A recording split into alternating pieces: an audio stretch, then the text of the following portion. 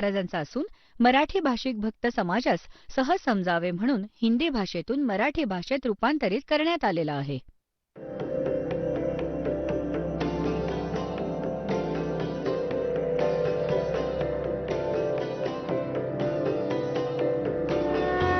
और ज्ञान सब ज्ञानडी कबीर ज्ञान सो ज्ञान और जैसे घोड़ा तोब कायम करता चले मैदान. जगद्गुरु तत्वदर्शी संत रामपालजी महाराजांचे अमृत वचन सर्व पवित्र धर्मांच्या व पवित्र शास्त्रांच्या आधारावर.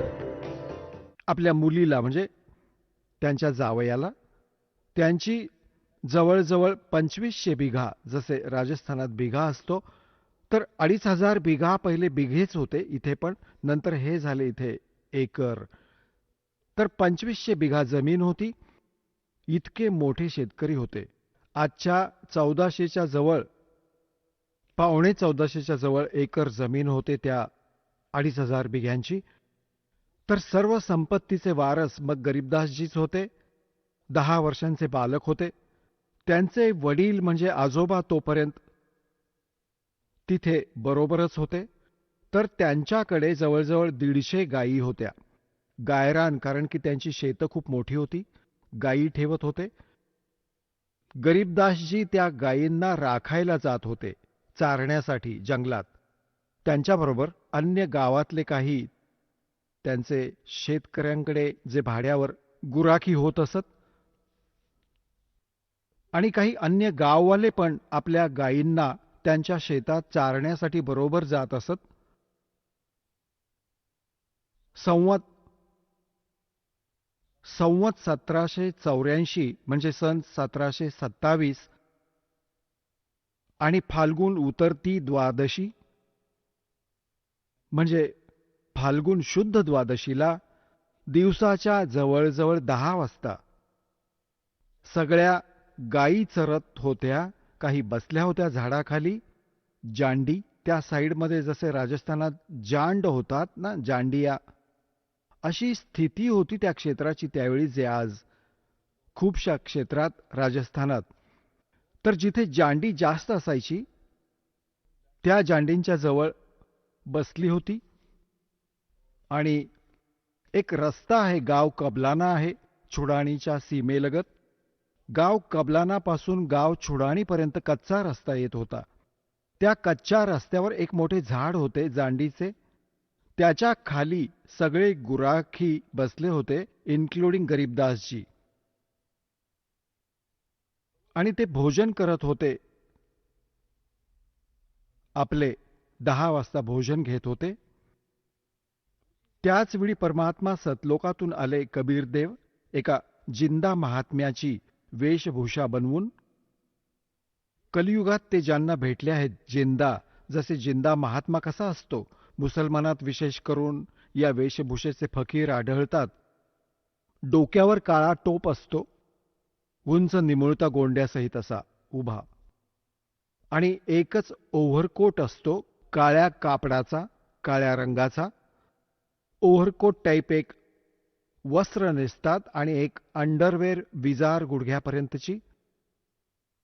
अशा वेशभूषवाल्याला जिंदा महात्मा म्हणतात. दाढी केस वाढलेले असतात त्याचे. या वेशभूषेत परमात्मा थोड्याशा दूरवर सतलोकातून येऊन उतरले आणि त्या कच्च्या रस्त्यावरून जात होते. बाजूला सोबत गुराखी बसले होते. गरीबदासजी पण बसले होते. त्या गुराख्यांमध्ये मोठे पण होते, कोणी 40 वर्षांचे, कोणी 30 वर्षांचे, कोणी 10-15 वर्षांचे, कोणी 50 वर्षांचे. वृद्ध पण होते, प्रौढ पण होते.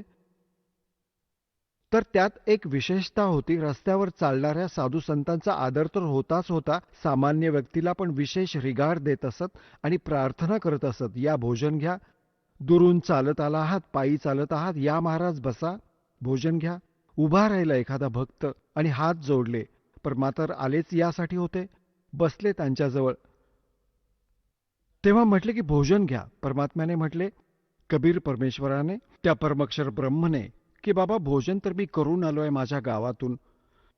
गुराख्यांनी विचारले, तुमचं गाव कुठे आहे महाराज?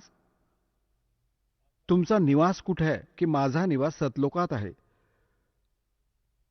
सतलोक नाव आहे माझ्या निवासाचं. आता त्यांनी विचार केला, असेल कोणतं तरी गाव, सतलोक नाव असेल त्याचं. तर महाराजजी भोजन घ्या. परमात्मा म्हणाले, भोजन नाही करणार, पोट भरून जेवण करून आलोय. दूध तर प्यावंच लागेल तुम्हाला. आमच्याकडे अशा गायी आहेत, आत्ता 5 मिनिटामध्ये दूध काढून देतो, अशा शांत गायी पण आहेत. तर परमात्मा म्हणाले, बाबा जर दूध प्यायला देत आहात तर कुमारी गायीचं दूध पितो मी. तर सगळे म्हणू लागले, बाबाजी तुझी दूध पिण्याची नियत नाहीये, तुम्ही तर चेष्टा करत आहात, उपहास करत आहात आमचा. तुम्हाला दूध प्यायचंच नाहीये. परमात्मा म्हणतात, पिऊ इच्छितो, काढा, कुमारी गायीचं दूध पितो मी बाबा. तर गरीबदासजी उभे राहिले. त्यांची प्रिय कालवड होती, जिला अजून बैलाने टच पण नव्हते केले. दूध प्यायचं आईचं तिनं सोडलं होतं. जवळजवळ 1 वर्षाचं वासरू गाय होती, 1 वर्षाची, 1.5 वर्षाची. तिच्या गळ्यात दोरी बांधली होती, तिला आणले पकडून आणि म्हटले, बघा महाराजजी, हिला वासरू तर नाहीये, दूध कसं देईल? परमात्मा म्हणाले, एखादं भांडं आणा, ज्यात दूध काढू, ही दूध देईल बाबा. आता तिथे एक मातीचं भांडं होतं, जसं पाणी प्यायला किंवा लस्सी प्यायला घेऊन जात असत, त्याला साफ करून ठेवलेलं होतं. तर त्याला म्हणाले की हे बघा ठेवलं भांडं. म्हटले त्याला परत धुवा. 1 वेळा चांगल्या तऱ्हेने परत धुतले, साफ केले. हिच्या खाली ठेवा, ह्या कालवडीच्या खाली. गरीबदासजी 10 वर्षांचा मुलगा पहिली तगडी होत असत, पकडून बसले आणि हसत आहेत, बघत आहेत बाबाजी कसे दूध काढतील. आता परमात्म्याने वासरू गायीच्या कमरेवर थाप मारली, लांब लांब आचळ झाले आणि दुधाची धार वाहू लागली. जेव्हा ते पात्र भरले, आपोआप दूध बंद झाले. गरीबदासजी आश्चर्यचकित की बाबाजी मोठे शक्तिवान आहेत, आता घ्या महाराजजी, मग प्या. तुम्हीच काढलेत. काही दूध परमात्म्याने प्यायले. मग गुराखी उपस्थित होते, छोटे मोठे जितके होते, ते त्यांना म्हणाले, घ्या बाळांनो, प्या. हे दूध इथले नाहीये, माझ्या निवासाहून आले, सतलोकातून. अमृत आहे हे, प्या. ते गुराखी जे मोठे होते, समजदार मानत होते आपल्याला, ते म्हणू लागले, आम्ही नाही पिणार. जादू मंतरचे दूध आणि कुमारी गायीचे पाप लागेल आम्हाला. आणि तू उष्टे केलेस, काय माहीत तू कोणत्या जातीचा आहेस. ते तर उठून निघून गेले. म्हणतात, सकल पदार्थ है जग माही, कर्महीन नर पावत नाही. गरीबदासजी म्हणाले, द्या महाराजजी, तुमचं उष्ट अमृत मला कधी मिळेल. पुण्यात्म्यांनो, हा आहे तो पुण्यात्मा ज्यांच्यासाठी भगवान भटकत असतात. जे दृढ भक्त असतात, त्यांचा स्वभाव वेगळा असतो, त्यांची लक्षणं वेगळी असतात. तर लगेच घटघट जितकं प्यायचं होतं तितकं प्यायलं व बाकीचं ठेवून दिलं. तर परमात्म्याने त्यांना ज्ञान समजावलं, सर्व कहाणी ऐकवली. मग मुलाला परमात्मा, तर त्या परमात्म्याला म्हटले मुलाने की भगवान, तुम्ही असे स्थान सांगत आहात, कारण की तिथे तर सर्व दुःखच दुःख होतं. जसं राजस्थान वाळवंट असं ते क्षेत्र होतं, ना कोणतं कालव्याचं साधन होतं. त्यावेळी दुःखच दुःख होते तिथे. कधी दुष्काळ पडत होता. तर परमात्म्याने सांगितले की माझे जे निवास आहे बेटा, तिथे अशी दुधाची नदी वाहते, तुपाची सरोवरेच सरोवरे आहेत. आणि तिथे काजू, किशमिश, सफरचंद, संत्रे, सदाबहार वृक्ष आहेत. तिथे कशाचा अभाव नाहीये. खूप सुंदर लोक आहे. आता बालक होता, प्रबळ इच्छा झाली की भगवान, काय तो लोक मला मी बघू शकतो का? परमात्मा म्हणाले, असे नाही बघू शकत. पहिले तुला मंत्र घ्यायला लागेल, माझा शिष्य बनायला लागेल, तेव्हा तू त्यात प्रवेश करू शकतोस. म्हणाले, मग बनवा. कसे बनवाल मला शिष्य? परमात्म्याने प्रथम मंत्र दिला आणि सांगितले, बाळा, आता तुला सतलोकात घेऊन जातो, माझे निवासस्थान दाखवून आणतो. त्याच्या आत्म्याला काढले, वरती घेऊन गेले. ब्रह्मा विष्णू महेशचे लोक दाखवले. धर्मराजाचा लोक दाखवला, जिथे बसून तो सगळ्यांचा न्याय करतो. 21 ब्रह्मांड काळाचे दाखवले. काळाची ती तप्तशिला दाखवली, जिथे 1 लाख मानव शरीरधारी प्राण्यांना हा इथला भगवान भाजून खातो. ज्याच्यासाठी तुम्हाला इथे पाळून ठेवले आहे, थांबवून ठेवले आहे, फसवून ठेवले आहे, मूर्ख बनवून ठेवले आहे. आणि त्या काळाच्या डोक्यावर पाय ठेवून परमात्मा त्याला वर घेऊन गेले. क्षरपुरुष, अक्षरपुरुषाचा लोक दाखवला. त्या परब्रह्मचे 21 ब्रह्मांड दाखवले. मग वर आपल्या सतलोकात 12वे द्वार पार करून सतलोकात पोहोचले गरीबदासजींना घेऊन. आता इथे काय लीला केली दात्याने? तिथे परमात्मा अन्य रूपात, त्याच चेहऱ्याने एक अन्य रूप सिंहासनावर विराजमान आहेत. डोक्यावर मुकुट आहे, जसा राजा घालतो. खूपच सुंदर मुकुट पांढऱ्या रंगाचा. वरती एक छत्र आहे, खूप सुंदर पांढऱ्या रंगाचे. खूप सुंदर सिंहासन, ज्यात हिरे मोती आणि लाल लावलेले होते. पांढऱ्या रंगाचे तो बसला आहे भगवान. परमात्मा सतलोकात बसलेल्या भगवानाच्या एका रोमकूपात करोड सूर्य करोड चंद्रमा मिळवावेत तितका प्रकाश आहे. तर त्याला साधी दृष्टी नाही बघू शकत, दिव्य दृष्टीनेच त्याला बघू शकतात. गरीबदासजींनी पाहिले की भगवान तर हा आहे मालक, हा बसला आहे तख्तावर आणि खूप मोठा घुमट आहे याचा, जसे मंदिरासारखा एक खूप मोठा घुमट आहे ज्याच्या मधोमध भगवान विराजमान आहेत. आता खालून जे जिंदा महात्म्याच्या रूपात परमेश्वर कबीरजी गेले होते त्यांच्याबरोबर, ते तिथे जाऊन चौऱ्या उचलून आणि सिंहासनावर बसलेल्या भगवानावर चौऱ्या ढळू लागले. गरीबदासजींनी विचार केला की भगवान तर हा आहे आणि हा बाबाजी याचा कोणी नोकर, सेवादार, कोणी यांचा शिष्य वगैरे असेल. इतका विचार करतच होता, तितक्यात ते तेजोमय शरीरवाले भगवान उभे राहिले, सिंहासन सोडले आणि करबद्ध होऊन म्हणाले, भगवान ग्रहण करा आपले सिंहासन. आपल्या ॲब्सेन्समध्ये तुम्ही मला इथे बसवून गेला होतात. कबीर साहेब त्यावर विराजमान झाले आणि ते तेजोमय शरीर उठून चौऱ्या ढळू लागले. जसे भगवानावर मुले करतात, शिष्य करतात, गुरुजींवर असे. गरीबदासजींनी विचार केला, अरे हा भगवान आणि चौऱ्या ढळतोय त्याच्यावर, बाबाजींवर. इतक्यात काय झाले की ते तेजोमय शरीर खालून गेलेल्या जिंदा महात्म्याच्या शरीरात सामावले गेले आणि चौऱ्या आपोआप ढळतायत वरती. ह्या लीलेला पाहिल्यानंतर परमात्म्याने ती सगळी कथा ऐकवली. बाबा मी भगवान आहे. गरीबदास मी छुडाणी, मी काशीमध्ये राहिलो 120 वर्ष. धाणक कबीर नाव होते माझे. मी धाणक रूपात राहत होतो, विणकराचे काम करत होतो. साऱ्या सृष्टीला ज्ञान देण्याचा मी प्रयत्न केला, परंतु या खोट्या लोकांनी माझे चालू नाही दिले आणि सगळी मुले अशिक्षित आहेत. गरीबदासजींनी म्हटले, भगवान मला इथेच ठेवा, मी नाही जाणार त्या घाण लोकात. परमात्म्याने म्हटले की बाळा जायला लागेल, तुझे भाऊ बहीण आहेत, त्यांना कोण सांगेल माझा महिमा? माझा साक्षीदार कोण बनेल? तू साक्षीदार हो, मी तुझ्याबरोबर राहीन. कोणती आपत्ती बाळा तुझ्यावर येऊ देणार नाही, तू मंत्र करत राहा. ह्या गोष्टीला ऐकून, म्हणजे ह्या प्रोसेसमध्ये, ह्या साऱ्या घटनाक्रमामध्ये खूप वेळ निघून गेला. तिकडून जे गुराखी होते त्यांनी ते तर सोडून गेले होते, त्याला खूप दूर निघून गेले. 2, 3, 4 तासांनंतर, 5 तासांनंतर त्यांनी पाहिले, तोपर्यंत त्यांच्या लक्षात नाही येऊ दिले परमात्म्याने. त्यांनी म्हटले, अरे त्या मुलीचा मुलगा कुठे आहे? तो त्याचा नंबर आलाय गायी चारायचा.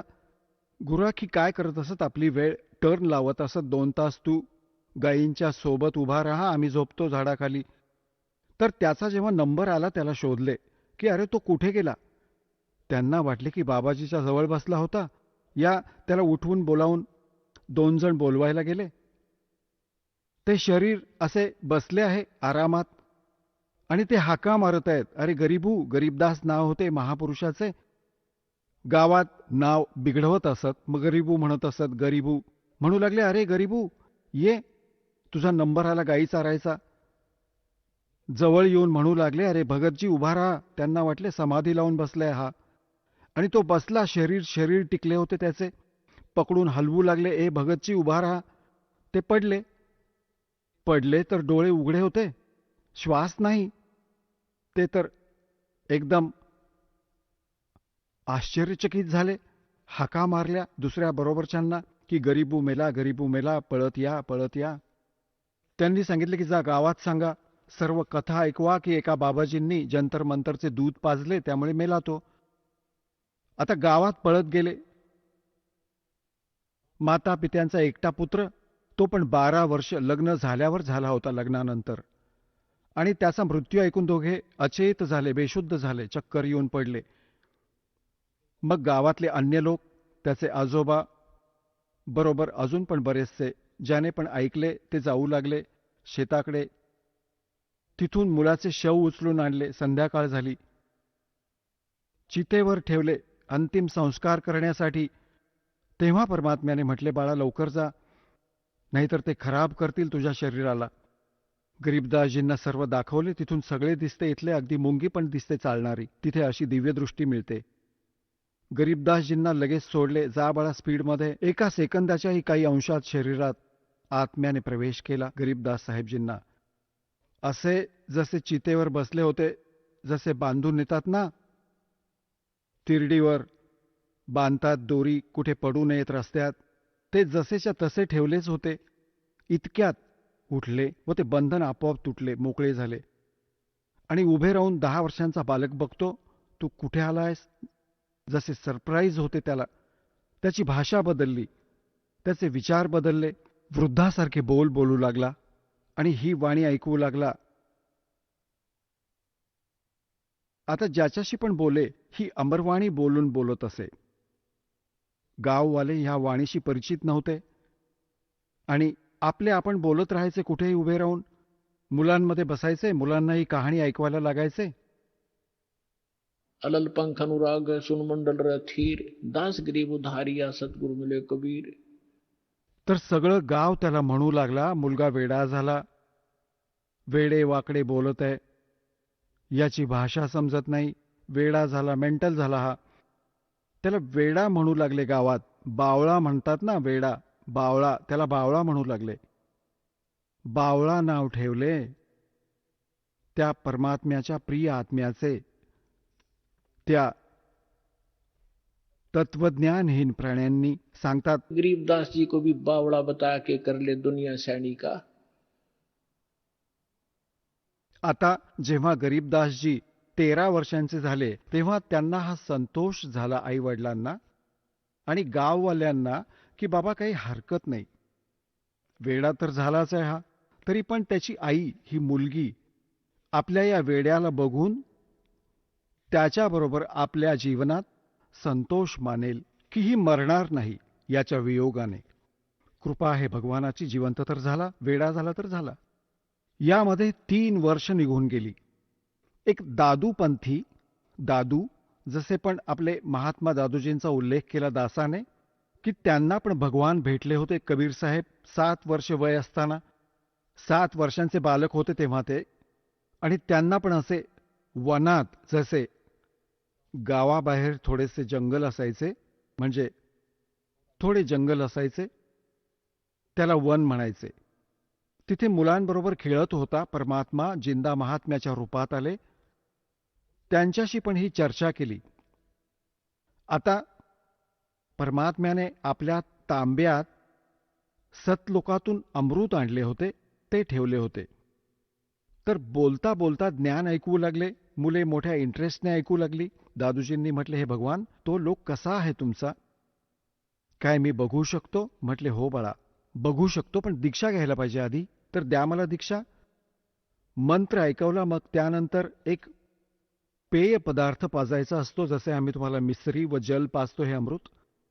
अशा प्रकारे भगवानाने काय केले, त्या विड्याच्या पानावर पहिले तर अमृत स्वतः प्यायले, उष्टे केले आणि मग त्यातूनच विड्याच्या पानावर घातले. पान, जवळपास कोणते पानाचे झाड होते, त्यावर हे असे घातले की घे बाळा, पिऊन घे. सगळी अन्य मुले पण बसली होती, त्यांना पण सांगितले, घ्या, तुम्ही पण घ्या, अमृत आहे हे. ती तर उठून पळून गेली की नको, बाबाजी देतोय, कसले पाणी देतोय, उष्टे केले तू. आता त्याने दादू साहेबजींनी, द्या भगवान, तुमचे उष्टे कधी मिळेल, ते प्यायले. प्यायल्यानंतर परमात्म्याने म्हटले की तुला दाखवतो सतलोक, हो घेऊन चला. 3 दिवस आणि 3 रात्री दादूजींचे शरीर अचेत राहिले. श्वास संपले नव्हते, परंतु कोमामध्ये, आजकाल कोमामध्ये म्हणतात त्याला, आणि आत्म्याला घेऊन गेले परमात्मावरती. जशी गरीबदासजींच्या बरोबर लीला केली होती तशीच केली आणि 3 दिवसांपर्यंत नातेवाईक गोळा झाले. ना मुलगा मरत आहे ना जगत आहे, हाहाकार माजलाय. गावाच्या आजूबाजूचे लोक जाणकार जमले. तिसऱ्या दिवशी शुद्ध आली आणि उभा राहून म्हणू लागला, ओहो, कुठे गेले ते भगवान? परमात्मा कुठे आहेत? वेड्यासारखा झाला आणि फिरू लागला इकडे तिकडे. तर कबीर साहेब सांगतात, राम वियोगी ना जीवे और जीवत बौड़ा हो. रामापासून वेगळे होऊन भगवानाच्या सुखाला पाहून माणूस एकतर जगणार नाही, जगला तर वेडा होईल. तर अशी दया त्या महापुरुषाची झाली. तर दादूसाहेबजी मोठे होत गेले. जेव्हा जेव्हा त्यांनी अमृतवाणी बोलली तिथे त्यांच्या शिष्यांनी लिहिली. दादूसाहेबजींच्या आणि दादूसाहेबजींच्या ग्रंथात विद्यमान आहे ही वाणी. आता दादूजी काय सांगतात, थोडीशी महिमा परमात्म्याची दादूजींच्या शब्दात ऐकवतो. पुण्यात्म्यांनो, परमात्मा शब्द म्हणताच पाप कमी व्हायला लागतात जीवाचे. परंतु जो परमात्मा आहे त्याला उद्देश बनवून त्याला परमात्मा म्हटले जावे. आता जसे आपण तहसीलदाराला प्रधानमंत्री म्हणू लागलो आणि त्याच्यासमोर ॲप्लिकेशन ठेवले, प्रधानमंत्रींच्या स्तराचं काम आणि त्या तहसीलदाराच्या समोर ठेवलं, जरी प्रधानमंत्री म्हणाले कितीही विनवणी केली तरी तो काम नाही करू शकणार. तर प्रधानमंत्र्यांचाच उद्देश घेऊन त्याच्यासमोर अर्ज ठेवू तेव्हा ते काम होईल. आता काय सांगतात दादूसाहेबजींनी कसे गुण गायले आहेत. जो जो शरण कबीर के वो तिर्गे अंत अपारे. दादू गुण के ता कहूं भाई कहत न आवे वार. कहत न पावे पार. कबीर करता आप है दूजा ना कोई. दादू पूर्ण जगत को भक्ति दृढ़ावत सोए. ठीका पूरा होए जब सब कोई तजे शरीर. दादू काल पकड़े नहीं जपे जो नाम कबीर. आदमी की आयु घटे तब जम घेरे आए. स्मरण किया कबीर का दादू लिया बचाए. मेट दिए अपराध सब आए मिले छन माही. दादू संग ले गए कबीर चरण की छाई. सेवक देव निज चरण का दादू अपना जान. भृंगी सत कबीर ने कीन्या आप समान. दादू अंतर्गत सदा छिन छिन सुमरण ध्यान. वारू नाम कबीर पर पल पल मेरे प्राण. सुन सुन साख कबीर की यू काल नवावे माथे. धन धन तीनों लोक में दादू जोड़े हाथ. केरी नाम कबीर का विखम काल गजराज. दादू भजन प्रताप से ये भाग सुनत आवाज. पल एक नाम कबीर का दादू मन चित लाए. अस्थि के असवार को ये स्वान काल ना खाए. सुमरत नाम कबीर का कटे काल की पीरे. दादू दिन दिन ऊंचा होए फिर परमानंद सुख सीरे. दादू नाम कबीर की जय कोई लेवे ओटे. किनको कबू लागे नहीं ये काल वज्र की चोटे. और संत सब कूपे हैं केते झरीता नीर. दादू अगम अपार है ये दरिया सत कबीर. अब ही तेरी सब मिटे ये जन्म मरण की पीर. श्वास उश्वास सोमर ले दादू नाम कबीर. कोई सरगुण में रीझ रहा कोई निर्गुण ठहरोवे. दादू गति कबीर की मोह से कही ना जावे. दादू नाम कबीर का सुन के कांपे काले. नाम भरोसे जो चले होए नवा का वाले. जिन मोह को निज नाम दिया सोए सतगुरु हमारे. दादू दूसरा कोई नहीं ये कबीर सिरजनहार। आता काय सांगितले दादोजींनी? कारण की गरीबदासजींचा महिमा चालू आहे, थोडीशी यासाठी हिंट द्यावी लागेल. याच्या पुढे लिंक आहे याची. दादू साहेबजी काय सांगतात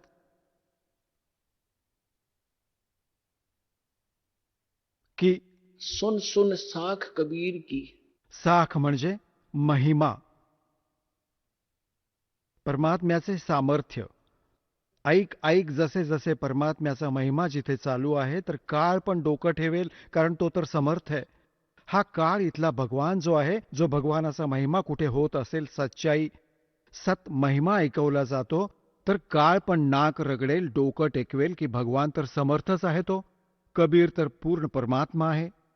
तो सुन सुन साख कबीर की, काल नेवावे माथ। झुकवेल डोकं. और धन हो तीनों लोक में दादू जोड़े हाथ। मग बघा कशी तुलना केली आहे. केरी नाम कबीर का, और विखम काल गजराज। दादू भजन प्रताप से यू भाग्य सुनत आवाज।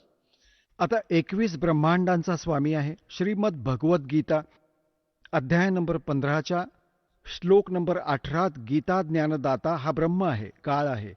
हा स्वतः म्हणतो की माझ्या अंतर्गत जितके पण प्राणी आहेत त्यापेक्षा मी उत्तम आहे, श्रेष्ठ आहे, त्यापेक्षा तगडा आहे मी. त्यामुळे मी लोकवेदाच्या आधाराने पुरुषोत्तम प्रसिद्ध होत आहे. मी कारण की जितके पण याच्या अंतर्गत प्राणी आहेत काळाचे, हा त्यांच्याहून तगडा आहे. हा 1000 कलांचा ब्रह्मा विष्णू महेश, हे विष्णूजी 16 कलांचे, आणि हा 4 भुजांचा, तो 1000 भुजांचा. म्हणजे यांच्यात इथल्या प्राण्यात ब्रह्मा विष्णू महेश आमच्यापेक्षा सगळ्यात तगडे शक्तिशाली आहेत. यापेक्षाही तो कितीतरी पट शक्तिशाली आहे. तर ही कोणती छोटी शक्ती नाहीये. सांगायचा भाव हा आहे. तर इथे दादूजी सांगू इच्छितात की केरी नाम कबीर का। केरी म्हणजे बब्बर शेर, आणि बब्बर शेर कुठे डरकाळी फोडत असेल आणि हत्ती आसपास फिरत असेल, हत्ती इतका भयभीत होतो, लीद करतो, तो मल विसर्जित करतो, एकदम इतका घाबरतो, तो पळून जायचा विचार करतो, कसा जीव वाचेल माझा. तर इथे सांगायचा भाव हा आहे की हत्ती कोणी छोटा प्राणी नाहीये, इतर प्राण्यांपेक्षा तगडा आहे. परंतु त्या बब्बर शेरच्या पुढे तो पण फेल आहे. त्यासमोर त्याचे कोणते अस्तित्व नाहीये. दादू साहेबजी हे सांगू इच्छितात की केरी नाम कबीर है। परमात्म्याचा जो सत्मंत्र आहे, आणि कबीर साहेबांना असे समजा जसे बब्बर शेर आहेत, आणि काळ पण छोटा नाहीये. विषम काल गजराज। गजराज म्हणजे हत्तींचा राजा, हत्तीतला पण तगडा हत्ती समजा. परंतु दादू भजन प्रताप से ये भाग्य सुनत आवाज। नामाचे सुमरण, जे सतनाम आपल्याला दिले जाईल ते रामाचे नाम आहे. राम राम कोणता मंत्र नाहीये. रामाचे नाम म्हणजे ज्याने तो राम प्राप्त होईल ते नाम, ते 2 अक्षरांचे आहे. सतनाम ज्यात ओम मंत्र आहे, एक तुम्हाला गुप्त आहे, तत्शब्द तो दिला जातो. पुढे काय सांगतात? पल एक नाम कबीर का। जी परमेश्वर कबीरजींनी जी सत्साधना सांगितली आहे, ती एक क्षण पण जर ज्यांनी सत्साधनेची भक्ती करून ठेवली असेल, पल एक नाम कबीर का, दादू मन चित लावे। अस्थि के असवार को स्वान काल नहीं खावे। आता बघा, या महापुरुषांच्या वाणीला समजणे कोणत्या बालकाच्या क्षमतेची गोष्ट नाहीये. हे महापुरुष शेखी मिरवीत दादूपंथी, कबीरपंथी, गरीबदासपंथी, कोणाला कख माहिती नाही यांच्या वाणीचं, हे समजू नाही शकले यांना. आता इथे कसे पहिले तर तुलना केली की परमात्म्याला तर केरी बब्बर शेर समजा, आणि हत्ती पण छोटा नाहीये, परंतु याच्या समोर हत्तीचे कोणतेच अस्तित्व नाहीये बब्बर शेरच्या समोर. तर आपले समर्थ भगवान इतके शक्तिशाली आहेत या काळाच्या तुलनेत. आता पुढे काय सांगतात की तुम्ही ज्यांनी कबीर परमात्म्याची शरण घेतली, तुम्ही बसलात हत्तीवर. आणि या काळाला म्हणत आहेत, काळाला समजा डॉग, कुत्रा. हत्तीवर बसलेल्या व्यक्तीला हा कुत्रा त्रास नाही देऊ शकत कोणत्याही परिस्थितीत. जर हत्तीवर बसून राहिलात आणि खाली उतरलात तर लचके तोडेल तो. जर परमात्म्याची शरण सोडली तर काळ तर खाईलच खाईल. तो तर तयार बसलाय, जसे हत्तीवर मनुष्य बसला आहे आणि कुत्रे भुंकत राहतात.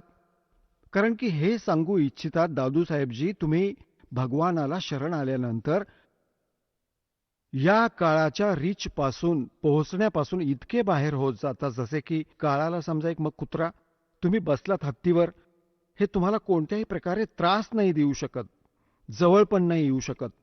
इतके तुम्ही तुम्ही इतके सुरक्षित व्हाल या कबीर भगवानाच्या शरणात. तर इथे काय सांगतात, पल एक नाम कबीर का, दादू मन चित लावे,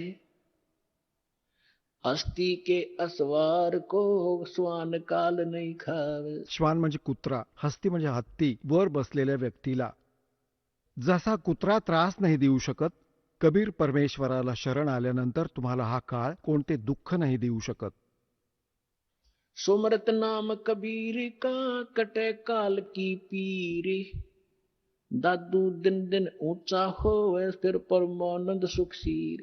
कबीर साहेबांचे नाम ज्याला मिळाले आणि मर्यादेने चालत राहिला, दररोज अन्य व्यक्तींपेक्षा उजळत जाईल भक्तीने, हळूहळू वेगळे होऊन जातील. काही दिवसात समाजापासून वेगळे घर होईल तुमचे, आणि मग परमानंद सुखसीर. परमानंद, परम आनंद. जसे गीता अध्याय नंबर 18 श्लोक नंबर 62 मध्ये सांगितले की अर्जुन, तू सर्व भावाने त्या परमेश्वराला शरण जा, ज्याच्या कृपेनेच तू परम शांती म्हणजे परमानंदाला प्राप्त होशील आणि त्या शाश्वत स्थानाला प्राप्त होशील. तर इथे दादूसाहेबजी तेच सांगत आहेत. के सुमरत नाम कबीर का, कटे काल की पीर, दादू दिन दिन ऊंचा होवे, फिर परमानंद सुखसीर. दादू नाम कबीर की, जय कोई लेवे ओटे, तिनको कबू लागे नहीं, ये काल कर्म की चोटे. काळाचे वज्र, जसा कोणाचा मुलगा मारला, कोणाची मुलगी विधवा केली, कोणाचा पाय कापला, कोणाला कॅन्सर झाला, सांगतात की हे काळाचे वज्र आहेत, हे काळाचे सुरे आहेत, हत्यार आहेत. हे तुम्हाला त्रास देण्यासाठी सांगतात की काळाच्या वज्राची जखम तुमच्यावर परिणाम नाही करणार, तुम्ही इतके सुरक्षित व्हाल. और संत सब कूप हैं, केते दरिता नीरे, दादू अगम अपार है, वो दरिया सत कबीर. महापुरुषांची वाणी बघा पुण्यात्म्यांनो, गदगद आत्मा होऊन जातो. आता ज्यांना हे नकली आचार्य व शंकराचार्य व मंडलेश्वर महर्षी असे म्हणायचे की ते तर न शिकलेले होते, अशिक्षित होते, मूर्खांची भाषा आहे त्यांच्या ग्रंथात, यात कशी वेगळी तुलना केली आहे की के और संत सब कूप हैं. जसे दासाने परमात्म्याची परिभाषा सांगितली, तहसीलदार पण साहेब आहे, त्याची जितकी शक्ती आहे तितकाच मालक आहे. डेप्युटी कमिशनर, कमिशनर पण साहेब आहे, मंत्री, प्रधानमंत्री, मुख्यमंत्री हे सगळे साहेब आहेत. तर इथे हीच तुलना केली आहे की दुसरे संत, जसे तुम्ही ऐकता की त्या गावात एक बाबा होता, त्याने असे केले, एकाने असे केले, छोटे मोठे सांगतात, हे पण आपली शक्ती ठेवतात, परंतु ते कंप्लीट नाहीयेत, त्याने सर्व लाभ नाही होऊ शकत. तुमची तहसीलदाराशी मित्रता आहे तर एक रजिस्ट्री करू शकता, वर्ष, 6 महिने, 2 वर्ष, 10 वर्ष, 50 वर्षात एकच काम करून घेऊ शकाल बाकी. आणि समर्थाला शरण जाल तर किती सगळी कामे होत जातील तुमची. अशा प्रकारे काय सांगतात, और संत सब कूप हैं. अजून संत पण तुम्ही जसे सांगता, ज्यात जसे कुणी विष्णूचे पुजारी आहेत आणि त्याने विष्णूची भक्ती करून काही शक्ती संग्रह केला, तर त्यातून वाटू शकतो की थोडाफार आराम देईल तो, परंतु दोघे नरकात लास्टमध्ये, शिष्य पण गुरु पण. तर इथे सांगतात, और संत सब कूप हैं. दुसऱ्या महात्म्यांना समजा, ते तर एक विहीर आहे. विहीर तर प्यायला देण्याचं काम करते, सिंचनामध्ये नाही पुरेशी होऊ शकत. काय असतं, 1-2 थोडीफार बिघाभर जमीन पूर्ण दिवसात सिंचन केली तर सफिशियंट नाहीये. आणि म्हणतात झरिता नीर, म्हणजे कोणत्या झऱ्यातून वाहत आहे, छोटा मोठा ओढा आहे, तो पण कंप्लीट आराम नाही देऊ शकत त्या क्षेत्राला. आता इथे सांगू इच्छितात दादूसाहेबजी की दादू अगम अपार है, वो दरिया सत कबीर. दर्या, होय होय, नदी, जिच्यात पाण्याची काही कमी नाही, त्यातून विहिरी बनवा, नाले पण काढा, कालवे पण काढा, अंघोळ पण करा, धुणे करा, सिंचन करा, तरी पण अजून पाणी राहील. तर अशी समर्थता सांगितली आहे कबीर भगवानांची, परमेश्वराची आदरणीय दादू साहेबजींनी. और संत सब कूपे हैं केते झरी तानी रे, दादू अगम अपार है वो दरिया सत्य कबीर. मग काय सांगतात? अब ही तेरी सब मिटाए जन्म मरण की पीरे, श्वास उश्वास सुमर ले दादू नाम कबीर. हे कबीर नाही सुमरण करायचे, ते सतनाम आहे जे तुम्हाला दिले जाते, मग सारनाम दिले जाईल. याचा श्वास जो कबीरजींचा मंत्र आहे तो सुमरण करायचा आहे. श्वास उश्वास से सुमर ले दादू नाम कबीर. दादू नाम कबीर का सुन के कापे काले, नाम भरोसे नर चले होए नवा का बाड़े. कबीर साहेबांचा जो मंत्र आहे याचे सुमरण करत राहा. काळ तुमचे काही वाकडे नाही करू शकणार. जिन को निज नाम दिया सोए सतगुरु हमारे, दादू दूसरा कोई नहीं ये कबीर सर्जनहारे. तर आता दासजी तुम्हाला गरीबदास साहेबांची कथा ऐकू इच्छित होता. आता जसे गरीबदासजींची कथा ऐकवत आहे त्याला पुढे नेऊ. आता जसे नानक साहेबजींना परमात्मा भेटले होते जिंदा महात्म्याच्या रूपात, सचखंडातून आले होते. नानक साहेबजी सुलतानपूर नावाचे एक नगर आहे, शहर आहे. तिथे एक राजा होता, नवाब होता, त्याच्याकडे नोकरी करत होते खजिन्यामध्ये. आणि इथे ते प्रतिदिन नदीवर स्नान करायला जात असत. एक जवळच नदी वाहत होती, बेई नदी म्हणतात, बेई. त्यात स्नान करायला जात असत. तिथे परमात्मा आले होते जिंदा महात्म्याच्या रूपात. त्यांच्यात खूप ज्ञान चर्चा गोष्टी झाल्या. पहिले नानकजींनी आपले ज्ञान सांगितले, मग परमात्म्याने सांगितले. नानक साहेबजींनी सांगितले की आता मी डोळ्यांनी पाहीन, तेव्हा बाबाजी तुझी गोष्ट मानीन. परमात्मा म्हणाले ठीक आहे. आता तर नानक साहेबजी म्हणाले की मी या दर्यात लपीन, मला शोधा.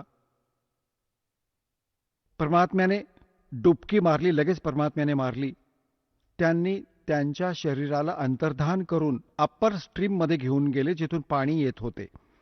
तिथे उपस्थित लोकांनी पाहिले की नानकजी मेले, बुडून उडी मारली होती, बाहेर नाही आले. आणि ते शरीर ठेवले अप्पर स्ट्रीम जिथून पाणी येत होते तिथे, जिथे कोणाचे लक्ष नाही जाणार असे 2-3 किलोमीटर अंतरावर जाऊन शरीर सुरक्षित ठेवले एका स्थानावर. आत्म्याला सचखंडात घेऊन गेले. मग सारे काही सांगितले की मी काशीत राहतो बाळा, तिथे सतनाम देईन तुला. तर नानकजी तिसऱ्या दिवशी परत आले होते. दर्याच्या किनाऱ्यावर फिरताना दिसले.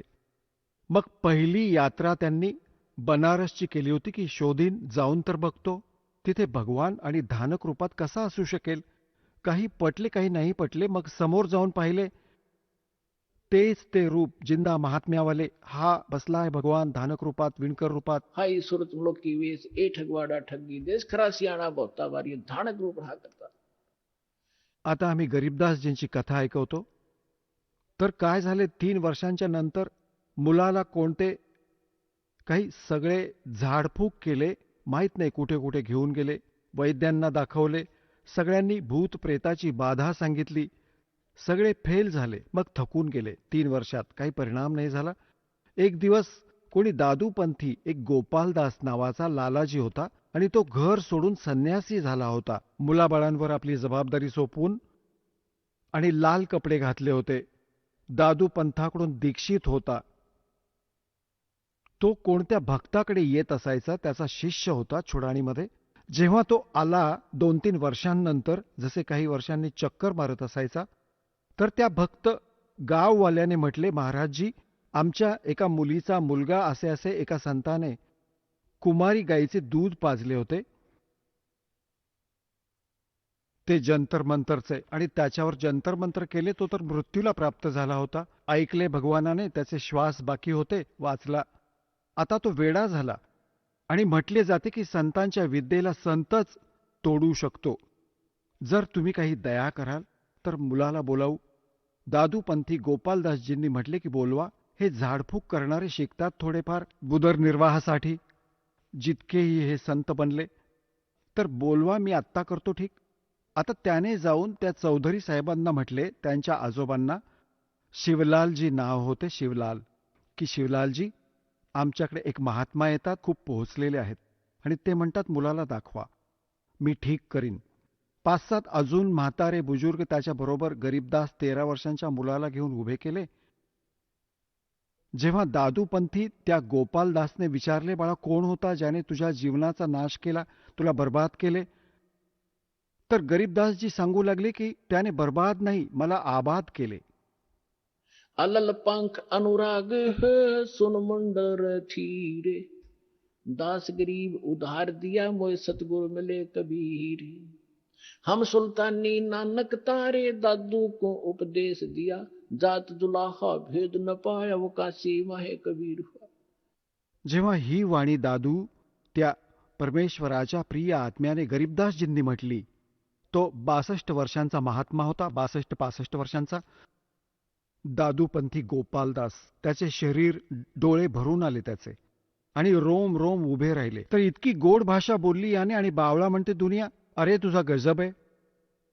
तेव्हा त्याला खूप अर्ध्या तासापर्यंत गरीबदासजी ती वाणी बोलत राहिले, जी भगवानाशी परिचित होऊन त्याने दैवी ख्याल विशाल सतगुर अचल दिगंबर थीर है दास, असे सारे काही बोलले. तेव्हा तो 62-65 वर्षांचा माणूस उभा राहिला, महात्मा, ज्याची ती लोक पूजा करत होते. हात जोडून म्हणू लागला, महाराजजी तुम्ही वाणी लिहून ठेवा, सगळीच्या सगळी, जीवांचा उद्धार होईल कलियुगात. परमात्मा गरीबदासजींना हेच हवे होते की कोणत्याही प्रकारे लिहिणारा मिळेल मला, परंतु हा उद्या पळून जाईल, 2 दिवसात थोडेफार लिहून, मला तर खूप काही लिहून घ्यायचंय. त्याला दृढ करण्यासाठी उठून चालू लागले गरीबदासजी, आणि त्यांच्याशी बोलले नाहीत. मग आता त्या लोकांनी विचार केला की हा 65 वर्षांचा माणूस एका 13 वर्षाच्या मुलासमोर हात जोडून बसला. त्यांनी हा विचार केला, यात तर मोठे संकट आहे, बाबाजींनाही निष्प्रभ केले याने. म्हणजे की कोणते मोठे भूत प्रेत आहे या गरीबदासजीमध्ये. 65 वर्षांचा बाबा पण हात जोडून उभा आहे याच्यासमोर, तर काय म्हणायचं याला. आता ते तर आपल्या घरी निघून गेले. गरीबदासजी चालू लागले शेताकडे, जंगलाच्या साईडला, आणि ते दादूपंथी महात्मा पण बरोबर जात होते. पुढे तर अमरवाणी आहे, गजबवाणी आहे, कारण तो परिचित होता संतांच्या वाणीशी. दादूशीही परिचित होता की त्यांना कोणी संत भेटले होते जिंदा महात्म्याच्या रूपात. दादूपंथी हे नाही मानत की कबीर काशीवाले भेटले होते, आणि त्यांनी सरळपणे लिहून ठेवलंय आपल्या ग्रंथात. या सगळ्यांच्या बुद्धीवर दगड पडले आहेत. 3ऱ्या दिवशी गरीबदासजींनी म्हटले की बाबाजी म्हणणे ऐक, जर सगळे लिहिणार असशील, जितके मी लिहायला सांगेन तर मी लिहायला सांगेन, नाहीतर जा तुझ्या घरी. त्यांनी म्हटले त्या दादूपंथीने गोपालदासजींनी की महाराजजी मी तर केव्हाचा घरातून फ्री झालोय, मला तर काही काम नाही राहिले, आणि हे परमार्थाचे काम, सेवा मला मिळाली तर यापेक्षा कोणतं. माझ्यासाठी काम नाही, परमार्थ नाही. तर गरीबदासजींचा एक, त्यांच्याच आजोबांची एक बोराची बाग होती, बोरे, बडबेरी म्हणतात. त्यात एक जांडीचे झाड होते, खूप मोठे. त्या जांडीच्या झाडाच्या खाली गरीबदासजी आणि ते दोघे गोपालदासजी बसत असत. गोपालदासजी व्यापारी होता, त्याला लिहायला येत होते, तो लिहित होता, गरीबदासजी बोलत होते. 6 महिन्यामध्ये ही वाणी पूर्ण झाली, जी आज दासाकडे उपलब्ध आहे, जे आपल्यासमोर अमृत पसरवत आहे. तर या सगळ्या गोष्टीतून हे सिद्ध झाले की आपले सद्ग्रंथ सांगतात, आणि डोळ्यांनी बघितलेला संत सांगतो की धाणक रूप रहा करतार. अनंत कोट गरीबदासजींनी सांगितले, अनंत कोट ब्रह्मांडे का एक रति नहीं भारे, सतगुरु पुरुष कबीर है ये कुल के सर्जनहारे. तर आजचा जो विषय होता की परमात्मा कोण आहे, कसा आहे, कोणी पाहिला आहे, हा सत्संग पूर्ण झाला.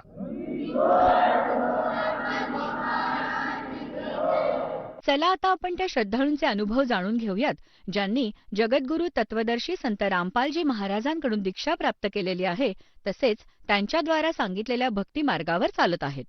नमस्कार. नमस्कार. आपलं नाव? चेतन दशरथ शेंडे.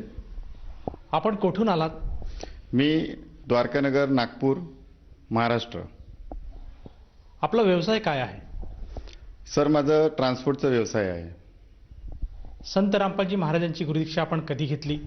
17 जुलै 2010ला मी संत रामपालजी महाराजांकडून नामदीक्षा घेतली. संत रामपालजी महाराजांची गुरुदीक्षा घेण्या अगोदर आपण व आपला परिवार कोणती भक्ती साधना करत होतात? याच्या आधी बालपणापासूनच घरी ब्रह्मा विष्णू महेश आणि सर्व देवी देवतांची भक्ती परिवारामध्ये होती. सोबतच मला भजनांचा खूप आनंद होता. तर मी भजन मंडळीमध्ये त्याच्यामध्ये जायचो आणि मला भजनांचा खूप आनंद वाटत होता.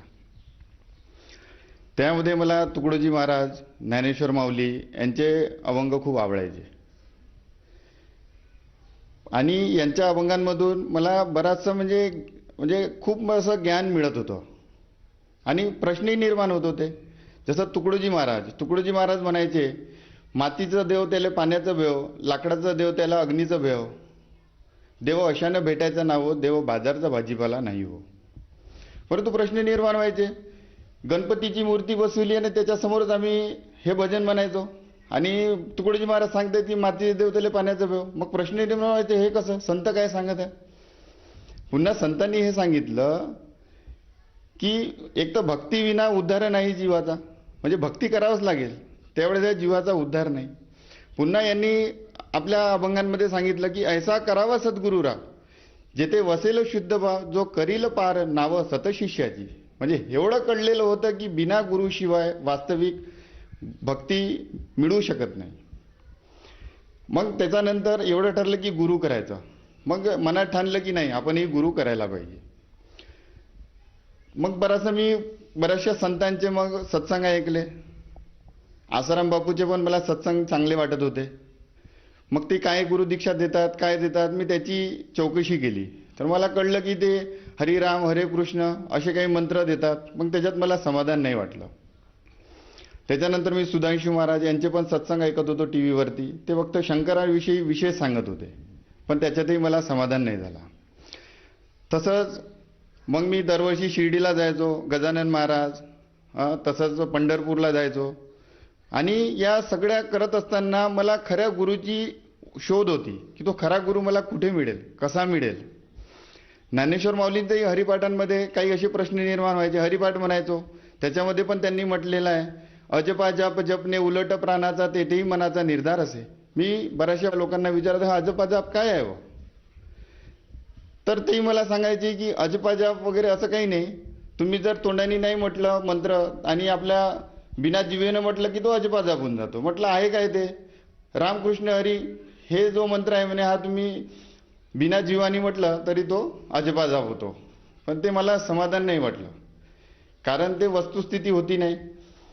मग असंच शोधता मी बरेचसे गुरु करायचा या उद्देशाने सगळीकडे शोध घेतला, परंतु प्रत्येक ठिकाणी मला निराशा भेटत गेली. मग मनामध्ये असं वाटलं की परमेश्वरा, जर या विश्वामध्ये जर तू आहे, तू या विश्वाला पूर्ण बनवलेला आहे, तर माझी एक प्रार्थना आहे तुला की खरा जो सद्गुरू आहे तो मला भेटला पाहिजे आणि तोच तू शोधून देशील.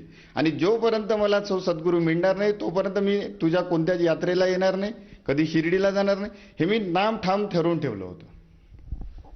सर, जसं तुम्ही सांगत आहात की पूर्वीपासूनच तुम्ही भक्ती मार्गात होतात, तुम्हाला भजनाची आवड होती, कीर्तनाची आवड होती आणि परमेश्वर प्राप्तीसाठी जे जे मार्ग अवलंबायला पाहिजे ते मार्ग तुम्ही अवलंबित होते. परंतु असं असतानाही तुम्हाला परमेश्वर मिळाला नाही. तर मला असं विचारायचं आहे की जी परमेश्वराची तुमची शोध मोहीम होती ती कशा स्वरूपात पूर्ण झाली आणि आपल्याला परमेश्वर कोठे मिळाला? तेच मी ठरवलं होतं की जोपर्यंत मला आता सद्गुरू मिळणार नाही, मी कुठलीही साधना करणार नाही, कुठेही मंदिरात जाणार नाही, हे मी ठरवलेलं होतं. पण तेवढ्यातच काय झालं, माझे जे मित्र होते जे मला हमेशा सोबत न्यायचे, कधी शिर्डीला न्यायचे, कधी अमरनाथला सुद्धा न्यायचे, तर एकदा त्यांनी काय झालं, तेवढ्यातच माझ्या संकल्प घेण्याचा काही दिवसाआधी त्यांनी रिझर्वेशन केलेलं होतं अमरनाथचं. आणि तो मला म्हणाला की अमरनाथचं रिझर्वेशन झालेलं आहे, आपल्याला चालायचं आहे. मी त्यालाही सांगितलं की नाही बाबा, मी आता कुठं जाणार नाही जोपर्यंत मला सद्गुरू मिळणार. तर त्यांनी मला प्रार्थना केली, नाही बाबा म्हणे रिझर्वेशन झालेलं आहे, चल, होऊ शकते तिकडे मिळेल तुला सद्गुरू. मग मलाही असं वाटलं की होऊ शकते, परमात्माचा काही संदेश असेल. तर मी पुन्हा एक संकल्प केला की परमेश्वरा, मी आता येतो आहे, एकतर ही माझ्या जीवनाची अंतिम यात्रा असेल, नाहीतर मला घरी वापस यायचा आधी मला सद्गुरू मिळाला पाहिजे. या आशेनं मग मी घरून अमरनाथ यात्रेला निघालो. अमरनाथ यात्रेला गेल्यानंतर अमरनाथमध्ये बर्फाची शिवलिंग तयार होते, त्याला बाबा बर्फानी सुद्धा म्हणतात. त्या शिवलिंगासमोर मी त्या परमेश्वराला हेच मागितलं की जर तुझ्यामध्ये काहीतरी भक्त, म्हणजे इथं काहीतरी श्रद्धापोटी एवढे भगत लोक येतात तर काहीतरी असेल बा, है ना. म्हणून माझं तुला एवढंच मागणं आहे परमेश्वरा की मला तो सद्गुरू मिळाला पाहिजे. मला धन नको, मला बाकी सुख नको, बाकी काही नको होय, मला तो खरा सद्गुरू मिळाला पाहिजे जो मला खऱ्या परमेश्वरापर्यंत पोहोचवून देईल. मी एवढीच मागणी तिथं केली. त्याच्यानंतर मग मी तिथून वैष्णोदेवीला आलो. वैष्णोदेवीलाही मी तिथेच मागितलं की माते एवढे श्रद्धेपोटी एवढे भगतजन तुझ्यापर्यंत येतात आणि तू त्यांचं जे काही कल्याण करतेस, तर माझी तुला एकच मागणी आहे की मला खरा सद्गुरू मिळाला पाहिजे. आणि मी हे प्रण करूनच घरून आलेलो आहे आणि घरी जाण्याच्या आधी मला सद्गुरू मिळाला पाहिजे. बस माझीवरती एवढी दया कर. एवढं झाल्यानंतर मग आमची ट्रेन होती वापसीची, तर मी त्या ट्रेनमध्ये आम्ही वापस निघालो आणि ती ट्रेन जम्मू काश्मीरवरून जम्मू नंतर मग ती दिल्लीला आली. दिल्लीला अर्धा तास ती थांबलेली होती ट्रेन. तर दुपारची वेळ होती, मी निवांत आपल्या बर्थवरती बसलेलो होतो. तर मी काय आश्चर्य बघितलं की 16 वर्षाचा कन्या, म्हणजे एवढं साध्या होत्या की त्यांचं काही मेकअप नव्हतं आणि पांढरे वस्त्र धारण केले होते. आणि त्यांच्याकडे बघितलं तर असं वाटत होतं की हे करोडपती घरच्या मुली आहेत आणि करोडपती घरच्या मुली काहीतरी विकत आहे. खूप आश्चर्य वाटलं मला. आणि पहिली गोष्ट विश्वासही बसत नव्हता की अशा मुली राहू शकतात, कारण पांढरी साडी, पांढरी चप्पल आणि कसल्याही पद्धतीचा मेकअप नाही. मला आश्चर्य वाटलं आणि ते काहीतरी विकत आहे. तर मी नंतर आपल्याच बर्थवर मी बसलो आणि मला वाटले माझ्याच दिशेने येत आहेत, तर बघू काय विकत आहे. नंतर ते माझ्या जवळ आले आणि त्यांच्या हातामध्ये एक पुस्तक होती. त्या पुस्तकीचं नाव होतं भक्ती सौदागर को संदेश. तर मी ते पुस्तक घेतली आणि त्याच्यातलं एक पहिलाच पान उघडून बघितला. तर मी त्याच्यावरती कबीरांची एक वाणी वाचली. ते लिहिलं होतं, पाप पुण्य तो जाल बनाया खानेवाला एक काल. तुम्हाला असं वाटलं का नाही ही काहीतरी विशेष पुस्तक आहे. तर मी ते पुस्तकीची किंमत विचारली तर फक्त 10 रुपये. मी माझ्या पर्समधून 10 रुपये काढायला गेलो तर माझ्याकडे चिल्लर नव्हते. तर माझ्या ज्या मित्रांनी रिझर्वेशन काढलं होतं मी त्याच्याकडून ते 10 रुपये घेतले आणि त्यांना दिले. आणि एवढं झाल्यानंतर मी त्याचं मेनू पेज वाचायला बसलो. तर मी मेनू पेज वाचलं, त्याच्यात मी बघितलं की हम आत्मा ये कालजाल में कैसी फंसी, सृष्टि की रचना कैसी हुई, सृष्टी रचना के प्रमाण अथर्ववेद, सृष्टी रचना के प्रमाण ऋग्वेद. मला असं वाटलं की हेच तर ज्ञान आपल्याला हवं आहे. तर मग असं आश्चर्य वाटलं की हे होऊ शकते काहीतरी गुरुचा हा संदेश आहे. ज्या गोष्टीसाठी आपण घरून निघालो होतो ती गोष्ट आपल्याला मिळलेली आहे. तर मला असं वाटलं की आता त्वरित त्या मुलींना विचारायचं आणि इथंच उतरून आपल्याला त्या गुरु महाराजाकडे जायचं. तर मी मेनू पेज वाचायला खूप झालं तर 1 मिनिट लागला असेल आणि 1 मिनिटामध्ये ते माझ्या बुगीतून दुसऱ्या बुगीत त्या मुली गेल्या असतील. मी नंतर त्यांच्या मागे गेलो तर मी बघितलं की मी त्याला ते दिसल्या नाही. म्हटलं खाली प्लॅटफॉर्मवर उतरले असतील, तिथेही ते दिसले नाही. मला आश्चर्य वाटलं. मला वाटलं की माझ्या व्यतिरिक्त कोणी पुस्तक तिथे घेतली असेल, तर माझ्या व्यतिरिक्त तिथं त्या ट्रेनमध्ये कोणी पुस्तकही घेतलेली नव्हती. मग म्हटलं ठीक आहे, मी आपल्या बर्थवरती बसलो आणि पुस्तक वाचायला मी सुरुवात केली. पुस्तक वाचले तर मला खूप आश्चर्य वाटलं. हे काय, ब्रह्मा विष्णू महेशाच्या वरती कोणीतरी ब्रह्म आहे, ब्रह्माच्या वरती परब्रह्म, त्याच्यावरती पूर्ण ब्रह्म. हे जेव्हा सत्य मी बघितलं मला खूप आश्चर्य वाटलं आणि थोडासा अविश्वासारखंही वाटत होता. असं कसं असू शकते? एवढ्या वर्षापासून आपल्याला जे साधना सांगण्यात आलेली आहे ती आपण करतोय आणि हे काही वेगळंच ज्ञान आपल्याला इथं मिळत आहे. पण नंतर तिथे जे प्रमाण होते ते गीतेचे प्रमाण, त्यामुळे विश्वासही वाटत होतं. कबीर साहेबांची वाणीचं प्रमाण होतं, आणखी विश्वास वाटत होता. तसंच 15व्या अध्यायामध्ये तिथे विश्लेषण दिलं होतं की हा एक संसाररूपी वृक्ष आहे आणि हा उलटा बीजा हुआ वृक्ष आहे आणि त्याची जे जड आहे तो हा पूर्ण ब्रह्म आहे, जो तना आहे हा परब्रह्म आहे, त्याची जे छोटी डार निघाली हा क्षरपुरुष आहे आणि त्याच्यानंतर ब्रह्मा विष्णू महेश आणि नंतर हा 5 रूप संसार आहे. कबीरांची वाणी सुद्धा होती तिथे, अक्षर पुरुष के पेड़ आहे, निरंजन वाकी डार, तीनों देवा शाखा आहे भी 5 रूप संसार. म्हणून विश्वासही वाटत होता. असं करता करता मी सतत ती पुस्तक वाचली आणि सकाळचे 4 वाजले, भोपाळला ट्रेन पोहोचली होती. 4 वाजेपर्यंत मी कंटिन्यू ती पुस्तक वाचली. त्याच्यानंतर नागपूरला पोहोचलो. नागपूरला 10-10:30ला ती ट्रेन पोहोचली. नागपूरला पोहोचताबरोबर बसमध्ये बसलो, घरी आलो. घरी येताबरोबर मी गीता उघडून बघितली. पटकन गीता उघडली आणि मी बघितलं की तिथे 15व्या अध्यायामध्ये खरंच असं आहे का? तर तसंच बघितलं. तिथं लिहिलं होतं ऊर्ध्व मूलम अधो शाखम. मला खूप आश्चर्य वाटलं की परमेश्वरा एवढं अनमोल ज्ञान हे कुठं लपलेलं होतं. मला खूप आनंद झाला आणि नंतर त्या पुस्तकीवरचे जे दिलेले नंबर होते तिथे मी संपर्क केला आणि त्यांना कॉल केलं आणि मग त्यांनी मला सांगितले की बरवाला या ठिकाणी, हरियाणामध्ये बरवाला हा एक आश्रम आहे, इथे गुरुजी नामदीक्षा देतात. आणि मग मी तिथे जाऊन मी नामदीक्षा घेतली. सर, जसं तुम्ही सांगत आहात की संत रामपालजी महाराजांचे लिखित जे पुस्तक आपण वाचलं, त्या पुस्तकातनं आपल्याला जो एक संदेश मिळाला की परमेश्वर कोण आहे आणि सद्भक्ती काय आहे, आणि त्या संदेशाद्वारे आपण संत रामपालजी महाराजांची गुरुदीक्षा घेतली. तर या गुरुदीक्षे घेतल्यानंतर ही गुरुदीक्षा आपण जेव्हा स्वीकारली आणि सतसाधना केली, त्यामुळे आपल्याला व आपल्या परिवाराला काय काय लाभ प्राप्त झालेत? ही गुरुदीक्षा घेतल्यानंतर मी घरी सगळ्यांना सांगितलं की ही वास्तविक गुरुभक्ती ही अशी आहे आणि संत रामपालजी महाराज हे तत्वदर्शी संत आहेत. सगळ्या सद्ग्रंथामधून हे वास्तविक सांगतात की तो पूर्ण ब्रह्म, तो परमेश्वर कोण आहे. मी घरच्यांना सांगितलं पण घरचे काही ऐकायला माझे तयारच नव्हते, कारण ते ऑलरेडी पारंपरिक भक्तीमध्ये रंगलेले होते, त्यांनी सुद्धा गुरु केलेले होते इतरांना. तर ते हे गोष्ट माझी ऐकायलाच तयार नव्हते. तर मी मग हळूहळू त्यांना गुरुजीचे सत्संग ऐकायला लावले. काही दिवसांनी मग त्यांनी सुद्धा नामदीक्षा घेतली. त्याच्यानंतर बरेचशा संतांचे जे प्रश्न जे मला त्यावेळेस निर्माण व्हायचे, त्याच्या उलगडानंतर झाला जेव्हा गुरुजींकडून मी नामदीक्षा घेतली. तशाच प्रकारे जसं ज्ञानेश्वर माऊलींनी सुद्धा मुक्ताबाई एक सनद अशी एक पुस्तक आहे, ती मी वाचली होती. त्याच्यामध्ये त्यांनी म्हटलेलं आहे की हेची गृह्य ज्ञान नामदेवा लाभले, कबीराने कथिले चारी युगी. म्हणजे तेव्हा असं आश्चर्य वाटत होतं की बघा हे कितीतरी अनमोल म्हणजे ज्ञान हे ऑलरेडी आपल्या संतांनी सुद्धा सांगून ठेवलेलं आहे.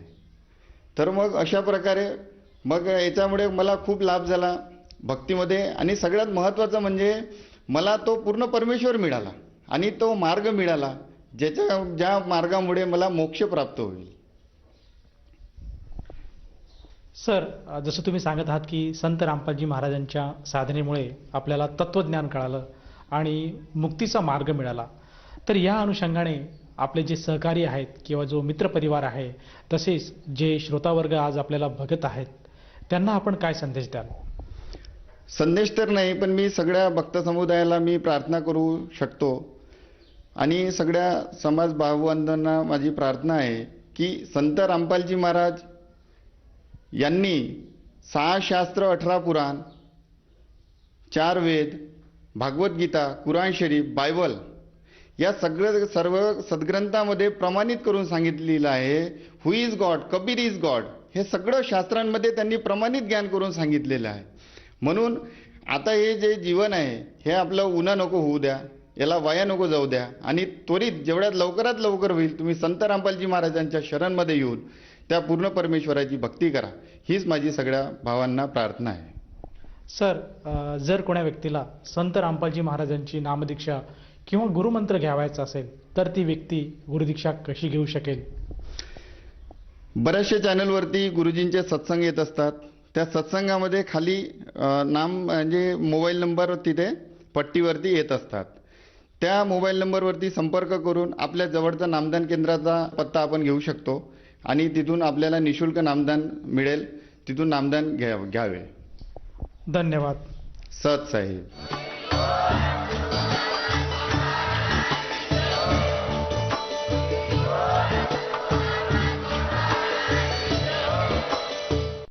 आपण ऐकत होता जगद्गुरु तत्वदर्शी संत रामपालजी महाराजांचे मंगल प्रवचन.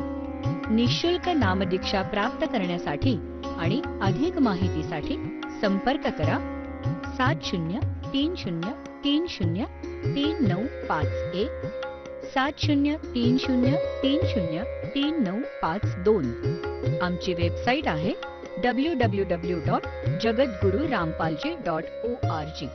सर्व पवित्र धर्मांच्या व पवित्र शास्त्रांवर आधारित प्रमाणित अनमोल पुस्तक ज्ञानगंगा किंवा जगण्याचा मार्ग यापैकी कोणतेही एक पुस्तक निशुल्क मागवण्यासाठी आम्हाला आपले पूर्ण नाव, पूर्ण पत्ता, पिनकोड सहित आणि फोन नंबर लिहून 7030303951 7030303952 नंबरवर SMS करू शकता किंवा आम्हाला 7030303950